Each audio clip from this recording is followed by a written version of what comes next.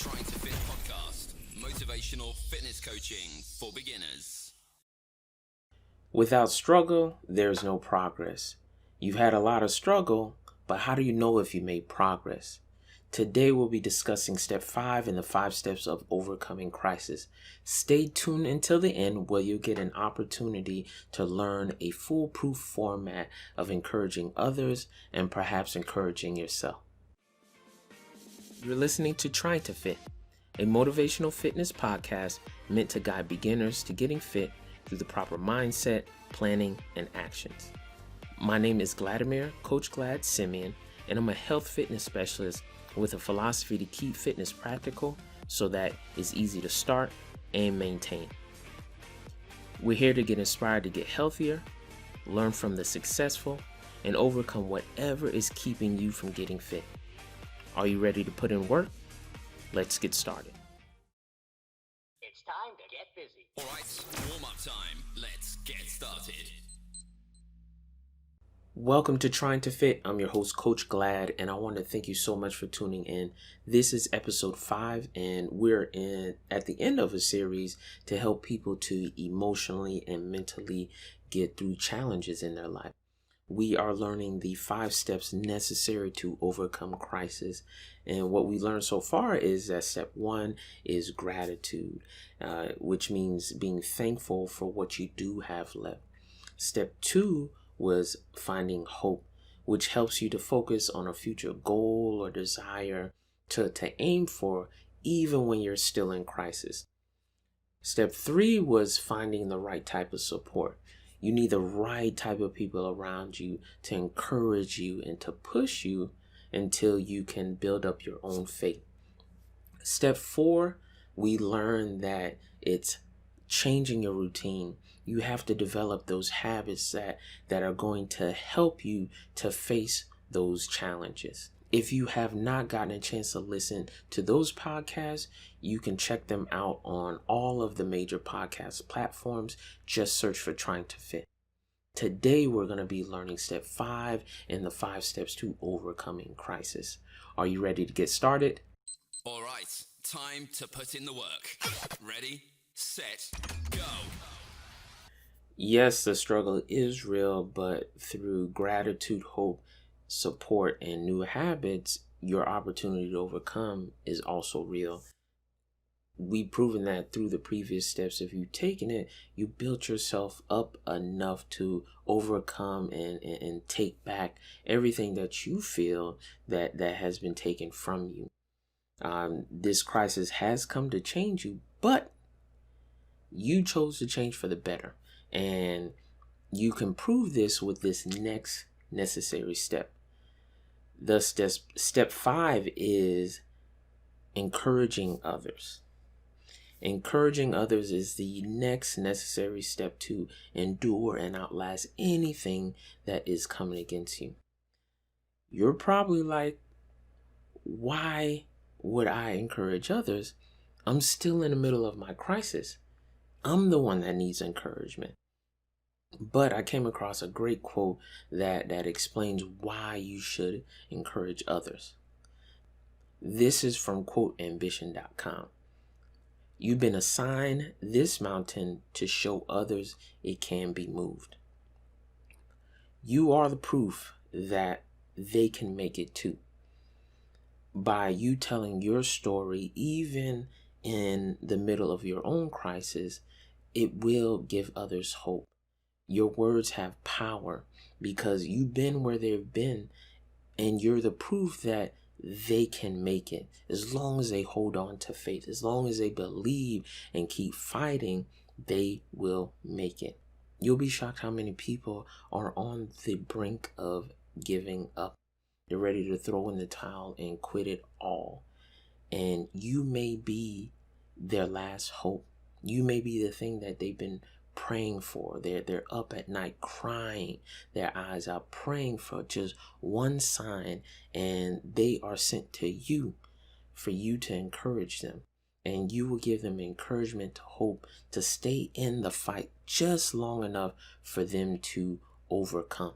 By telling your story, you're giving them hope. Your strength in your story becomes their strength, and you're pushing them to continue. You may feel that you're not ready to share your story, but your story can give somebody hope. Your strength in your story will give them strength to continue. However, you need to do this the right way. And if you want me to show you how, allow me to add some weight. Easy set. Time to add some weight. This is me adding weight to the argument so that you get stronger by getting understanding on why I believe that encouraging others is the next necessary step for you to overcome crisis. People are always watching you, and because they want to see if you believe the stuff that you preach. They want to see how you're going to respond to adversity. And by you sharing your testimony, you're showing people the steps that you took to endure and outlast whatever was coming against you. Your words are powerful, and people want to hear because you have the experience. You've been where they've been. You felt where they're felt, and you were so close to losing it yourself, but you took these practical steps to overcome and outlast. And they need to hear that from a real person. They want to know that, okay, it's okay for me to feel this way, but if I keep my faith, if I stay encouraged, that I will outlast and overcome whatever is against me. And under no circumstance should you unload every single detail that was coming against you to on someone, because number one, people can't handle the truth, and number two, it's about encouraging the listener. For example, I grew up in church probably my whole life, and there's a part of our services where it's called testimony service, and this is when a congregant can go up in front of the other congregants and share their own story of how God came through for them in a situation. But many times the congregants were left confused and not encouraged because the person just unloaded on the audience and they stayed on the negative, and the story was hard to follow, and it left us wondering, well, how did God come through for you? Because all you focused on was the negative. So many times we just had this look on our face, and the storyteller was oblivious to how their words were impacting the audience. And that's why it's important for you to pay attention to how you tell your story, because how you tell your story is probably even more important than if you tell your story. Therefore, when you share your story of how you overcame on others, start with the faucet on low. Don't unload on people. And you want to make sure that you start with the end in mind. People want to hear that you did overcome, and then they'll be interested to hear on how you did it. And that's when you share with them just the facts. This was against me, this was against me, this was against me. And you want to pay attention to the listener and see if they're listening. If they're listening, then you share a little bit more. If they're still listening, then you share a little bit more. But you want to make sure that you're just sharing enough to encourage them to keep pushing. And at the end, you want to tell them how you did it and how you overcame. And I want you to try this yourself. These are the 3 foolproof ways, the foolproof format on sharing your story with others to make sure that you are encouraging others. I want you to start out by saying, it was possible, I've made it, and you can make it too. The number 2 thing to say is, I was ready to quit because this was against me. And lastly, the third thing is, but I took these necessary steps to make it, and you can make it too. By following these steps, you're ensuring that you're leaving the person more encouraged or better off than when you found them. Your words may not seem like a lot to you, but it may be just what they need to keep fighting, because we overcome by the testimony of others. And what you share with others will keep them in the fight long enough for them to get their breakthrough. Time to cool down. This is a cool down section of our podcast, but it's also the end of a 5-step series, and I wanted to make sure that I wrap this thing up so you see how everything flows together for your growth. What we learned initially, that gratitude is the first and hardest step for you to overcome crisis, but it is the necessary step for you to take, because you have to take a look at all the good that you have left, because this is going to give you the energy to fight. Because why would you fight if you don't believe there is nothing to fight for? If you focus on, okay, at least I have my family left, at least I have my friends left, or at least I have my health, and I could continue to fight. I can beat whatever is against me, because these people or this thing is dependent on me to overcome. The number 2 thing was finding hope. Yeah, even though you're in the middle of a crisis, you could be in the middle of the biggest storm, but you need to have hope. And the only way for you to develop your hope is you need to have goals, you need to have desires, you need to have dreams of, this is what it's going to look like when this is all over. This is how I'm going to overcome. This is what I'm reaching for. And if you have that future goal, that future hope, you have something to drive you, something to pull you and propel you towards that future goal. But if you have no hope, there's nothing for you to get up in the morning for. There's nothing to urge you and push you towards. The number 3 thing is support, and finding the right type of support.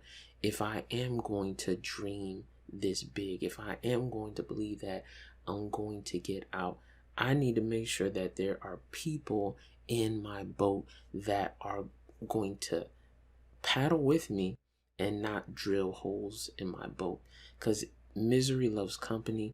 And there are some friends, some family members that can't wait to talk to you, because they want to tell you how bad things are for them, how bad things are for you. And you really don't need that kind of pressure right now. You need somebody on your team that is going to encourage you, that is going to push you, and you will feed off of their faith until you're able to build your own faith. So you need to make sure that you are surrounding yourself with people that are going to encourage you, that are going to dream with you, that are going to pray with you and push you and encourage you towards those future hopes and dreams. And it's very, very good if you can find people that have gone through similar situations, or they've come through a crisis the right way, and you could tell they're strong enough by step 5. But in step 3, you want to make sure that, okay, I have good support with me, and these people are going to encourage me and to push me the right way. They're not going to allow me to stay in the negative, stay in my pity party, but they're going to encourage me and push me to continue. And the 4th step was, you need to change your daily routine. Okay, if I am going to dream, if I am going to hope, if I do have the people around me to support me, I need to change what I'm doing every day to make sure that I can fight against what's coming against me. And You don't want to start off with too much too soon. You don't want to overwhelm yourself. You want to change your habits little by little.